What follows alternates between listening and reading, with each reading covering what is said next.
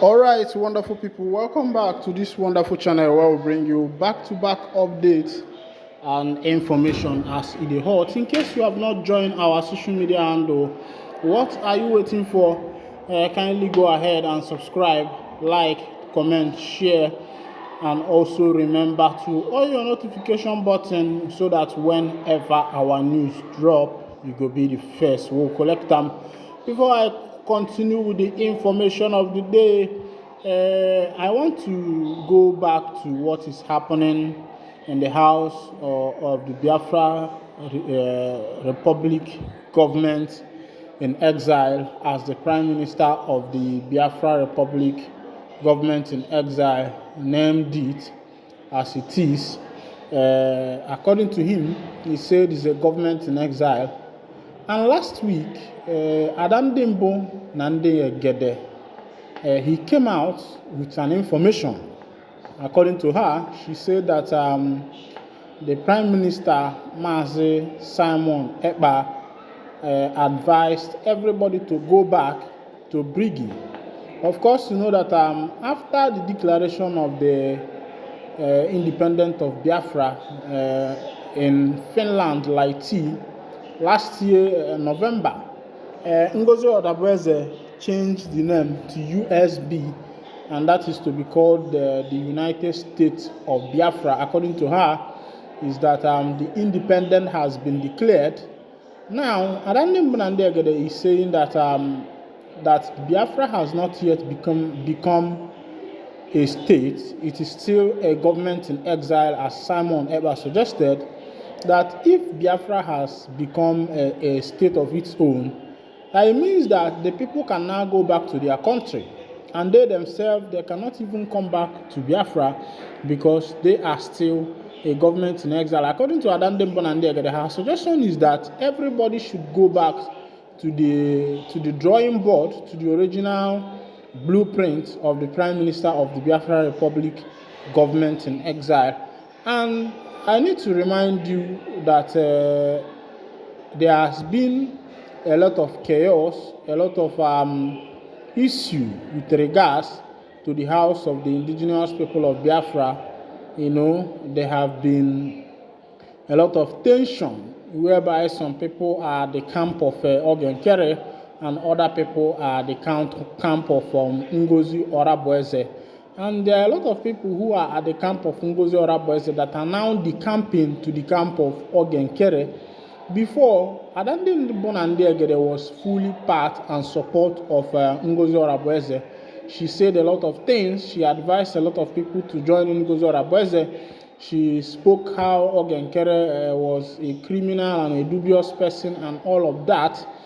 And I was surprised how she switched camp after saying everything she said about Odabueze. About Ogenkere. Does it mean that she did not make a proper verification, before coming out to the public to publicize that now the person that should be followed is Ogenkere, and Ngozi Odabueze should be dumped? And my question is, I don't think Nnamdi said that she's speaking the truth and she's standing for the development of the indigenous people of Biafra. My question is, why did she not verify at first? Now, if she was at the part of Ngozi Odabueze and now she has switched camp and she's talking about Mazi Ogenkere, that he is the one that should be supported, and she also gave an information that was given from the Prime Minister of the Biafra Republic government in exile, that everybody should go back to USB, and also that everybody should stop, attacking the representative in Washington. Now, the question is, how should we believe her? How does she expect us to believe what she's saying? Meanwhile, at first, she came up with something else. She was supporting Odabueze. She was even part of the people sharing the account that Odabueze brought. She was part of the people sharing the account that Odabueze brought. She encouraged a lot of people to support Ngozi Odabueze because she is the one that should be followed. But now, she has changed camp.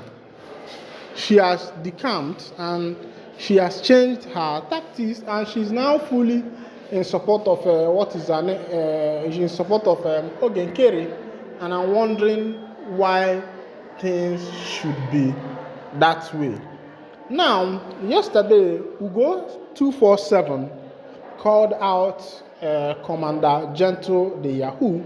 Gentle the Yahoo, he accused him of propaganda, of sycophants, of denying that he has been receiving payment from the government of Biafra, and he also called him out to swear that he has not received any payment from the part of Ngozi Orabueze. And as it is, the confusion is that yesterday, the confusion now is that Gentle himself has removed his shoe to swear that he had not received any payment from Ngozi Orabueze. And Ugo 247 said that if Gentle can remove his shoe and swear that he will follow him to even the camp of Ogenkere. Now, Gentle has done the needful. Gentle has taken the oath. Gentle, of course, they are called the men on ground. He has taken an oath that he has not received any penny from Ngozi Orabueze. He did not just do that, but he did it with the staff of authority of Nnamdi, the offer of the Igbo land. He used the offer of Igbo land in order to, the offer of Igbo land, he used it to swear that he has not received any money. And the question now is, who are we supposed to believe? Who are the people supposed to believe, since most of the people are not insiders, they are outside hearing what is happening. All right, on another information that drops on my table is that Nnamdi Kanu's family demands sanction against Justice Tosho, Justice Yako for ignoring court orders. The family of Kanu, leader of the indigenous people of Biafra, IPOB, has called for disciplinary action against the Chief Judge of the Federal High Court, Justice Tosho, and Justice Bintanyaki, accusing them of disregarding court's rulings. In a statement signed by Prince Emmanuel Kanu and family, expressed concern that the judge's refusal to comply with valid court judgment had damaged the reputation of Nigeria's judiciary. They commended the Chief Justice of Nigeria, Justice Kudarit Kekere Ekun, for stepping in to ensure that Kanu's prolonged trial was reassigned to another judge. We welcome the timely intervention of the Honorable Chief Justice of Nigeria in ensuring that Nnamdi Kanu's trial is assigned to a competent and imperial judge, the statement read. It is shocking that it took public pressure and the involvement of Nigeria's most senior judicial officer for Justice Nyako to obey her own order of recusal. The family criticized both Justice Tosho and Justice Nyako, stating that their action undermined the judiciary.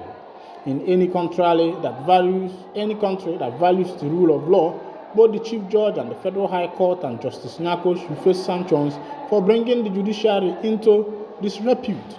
How can the judge refuse to obey a court order? Kanu remains in the custody of the Department of State Service despite multiple court rulings that discharged and acquitted him of treasonable charges. The Nigerian government, however, has continued to prosecute him on terrorism charges. In September 2024, Kanu requested that Justice Nyako rescue herself from his case, citing a lack of confidence in her impartiality. She eventually withdrew and transferred the case to Justice Tosho, who refused to take it on and directed her to continue handling it. Justice Tosho later adjourned the case indefinitely in December 2024, further delaying the legal proceedings. However, following pressure from Kanu's legal team and public outcry, his trial has now been reassigned to a new judge. All right. This is all that is happening. Kanu's case has been reassigned to a new judge. Of course, you know that Kanu filed that the judge, Yako, should rescue herself from the case, and the case was handed over to Tosho, who refused to handle the case and adjourn the case indefinitely.